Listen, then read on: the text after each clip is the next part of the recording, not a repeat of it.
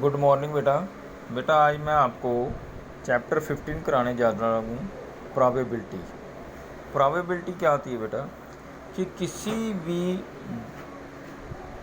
Game में मतलब probability मतलब चांस लेना, चांस होना, मौका जिसको बोलते हैं, संभावना, किसी चीज़ के होने की संभावना, दूसरे शब्दों में कह सकते हैं हम। ठीक है, उसको हम प्रोबेबिलिटी कहते हैं। ठीक है, जैसे कोई मैच होता है तो उसमें आपके जीतने के कितने चांस हैं या हारने के कितने चांस हैं। ठीक है, हम किसी मतलब कि मान लो इवेंट में कोई चीज़ प्राप्त कर सकते हैं कि नहीं कर सकते, उसके कितने चांस हैं। ठीक है, तो इस सारी चीज़ को प्रोबेबिलिटी कहते हैं। मान लो हम कोई मतलब कि सिक्का टॉस करते हैं। ठीक है, अब टॉस करेंगे तो इट मीन्स जहाँ तो हेड आएगा जहाँ टेल आएगा। ठीक है, मान लो हम 2 बार टॉस करते हैं, हो सकता दोनों बार हेड आ जाए, हो सकता दोनों बार टेल आ जाए, हो सकता पहली बार टेल आ जाए दूसरी बार हेड आ जाए, या पहली बार हेड आ जाए दूसरी बार टेल आ जाए। तो इसका मतलब उसमें 4 चांस बन सकते हैं।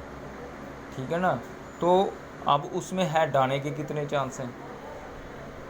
ठीक है, उसको कैलकुलेट करेंगे तो उसको हम कहते हैं प्रोबेबिलिटी। तो बेटा इसमें कुछ टर्म्स आती हैं जिसके बारे में आपको जानकारी होना ज़रूरी है। जैसे एक्सपेरिमेंट है, एक्सपेरिमेंट वर्ड मतलब it means an operation which can produce some well defined outcomes.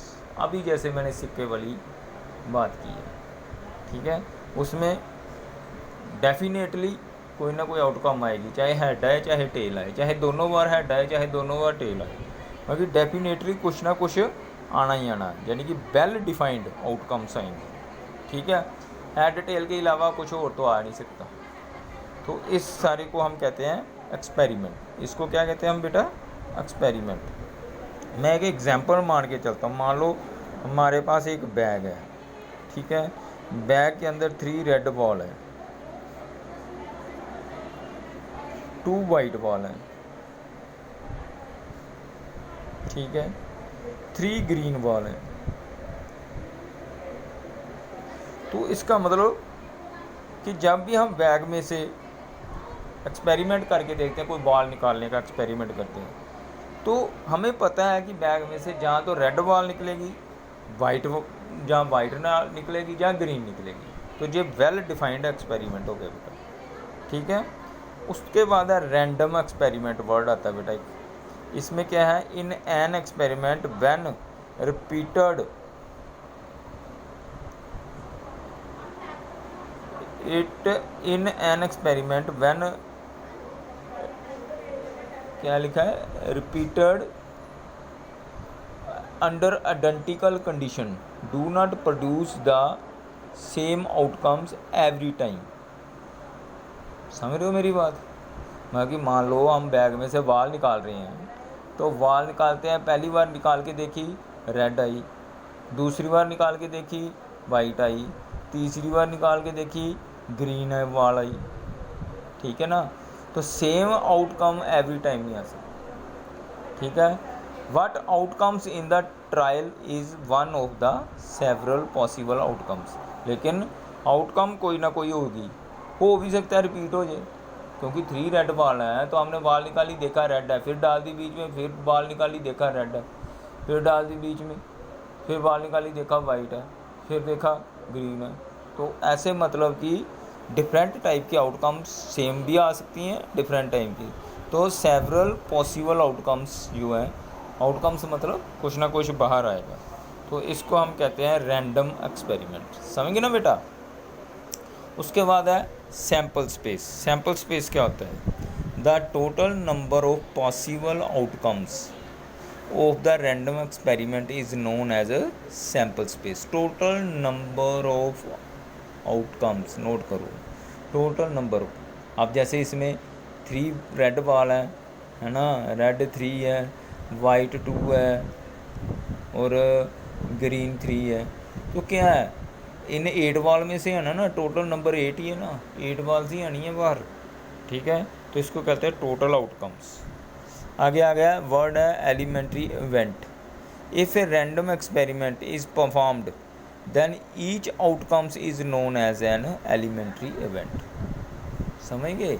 वही रैंडम एक्सपेरिमेंट हम कर रहे हैं, बॉल निकाली, देखा रेड बॉल है, डाल दी, देखा वाइट निकाली, वाइट है या ग्रीन है या फिर वाइट आ गई है।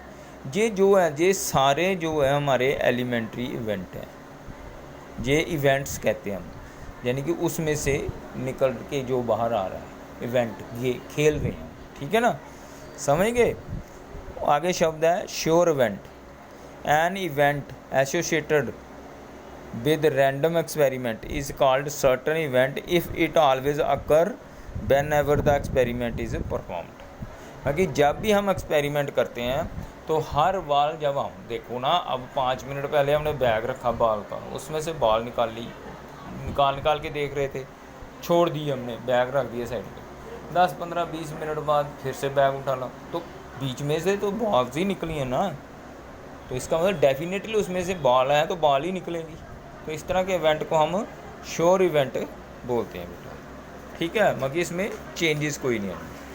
उसके आगे वर्ड है बेटा इम्पॉसिबल इवेंट। इम्पॉसिबल मतलब जैसे बैग है बॉल वाला, तो आप उसमें हाथ डालेंगे बॉल ही निकलेगी, सेब थोड़ी ना निकलेगा या बनाना थोड़ी निकलेगा। ठीक है ना, तो जो चीज़ नहीं हो सकती उसमें से, जो इवेंट उसमें से नहीं बन सकता, वो इम्पॉसिबल इवेंट है। An event associated with random experiment is called an impossible event if it never occurs when every experiment is performed। ठीक है, उसके बाद है फेवरेबल इवेंट। फेवरेबल इवेंट बाकी जो चीज़ हमें चाहिए, जो चीज़ हमें पूछी है कि इसमें कितनी रेड बॉल है या कितनी ग्रीन बॉल है, उसकी प्रोबेबिलिटी कितनी बनती, उसको फेवरेबल इवेंट, बाकी कितनी रेड बॉल निकलेंगी वो फेवरेबल है, कि हमें पता है बॉल है तो हमारी फेवर, मतलब जो हम चाहते हैं वो उसमें से निकलेगा। ठीक है, the cases which ensure the occurrence of an event are called favourable cases. Favourable cases to that event. ठीक है, तो बॉल है तो बॉल निकलनी है, तो वो हम पहले ही सोच के कि रेड बॉल मतलब निकालनी है, तो वो हमारे फेवरेबल होगी। समझ गए? उसके बाद है प्रोबेबिलिटी। प्रोबेबिलिटी कैसे निकालते हैं बेटा? देखो, प्रोबेबिलिटी को हम लिखते हैं पी मतलब प्रोबेबिलिटी ऑफ ई मतलब event, number of favourable outcomes. मान लो हमने बैग में से रेड बॉल निकालनी, तो हमारी आउटकम्स फेवरेबल कितनी, 3 रेड बॉल थी ना, तो रेड बॉल 3 होगी, फेवरेबल आउटकम्स हमारी होगी फेवरेबल। तो टोटल आउटकम्स कितनी, टोटल बॉल कितनी थी, 8 ना, 3 2 और 3 है ना। तो बाकी प्रोबेबिलिटी निकालनी हमने रेड बॉल की, तो हम ऐसे लिखेंगे प्रोबेबिलिटी ऑफ रेड बॉल, तो 3/8, यानी कि number of favourable outcomes over 3/8, बाकी total number of possible outcomes. उसके बाद कॉम्प्लीमेंट्री इवेंट्स। कॉम्प्लीमेंट्री इवेंट्स बाकी जो इवेंट में नहीं हो, द इवेंट, इसको कॉम्प्लीमेंट को ई बार के साथ शो करते हैं, और डज नॉट ई, या इसको हम डज नॉट ई भी कहते हैं, इज़ कॉल्ड कम्प्लीमेंट्री इवेंट। तो मतलब प्रोबेबिलिटी मतलब इसको नॉट ई भी कह देते हैं, तो probability of E bar is equal to 1 minus probability of E. तो ये था बेटा प्रोबेबिलिटी निकालने का। समझ गए बेटा? बाकी मैं अपनी वीडियो, अगली वीडियो में आपको सम भेजूँगा करके। ठीक है, थैंक यू।